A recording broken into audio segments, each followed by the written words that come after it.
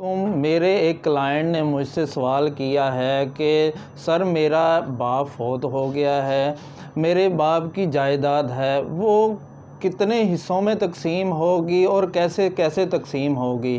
تو اس کا جواب یہ ہے کہ جو متوفی باپ ہے اس کی بیوہ کو اس کی جائیداد سے 1/8 حصہ جائے گا، اس کے بعد بیٹوں کو حصہ جائے گا۔ بیٹوں کو اگر بیٹا ایک ہے، اکلوتا ہے، تو جو متوفی باپ ہے اس کے والد اور والدہ کو 1/6 حصہ جائے گا۔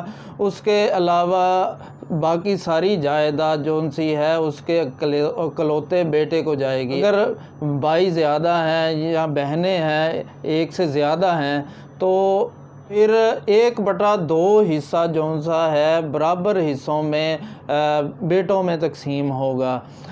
بیٹی کو حصہ، اگر بیٹی اکلوتی ہے تو بیوہ کا حصہ، اس کے علاوہ متوفی باپ کے والد اور والدہ کا حصہ اگر وہ زندہ ہیں تو ان کا حصہ نکالنے کے بعد باقی آدھی جائیداد بیٹی کو جائے گی اور آدھی جائیداد متوفی باپ کے بہن بھائیوں کو جائے گی۔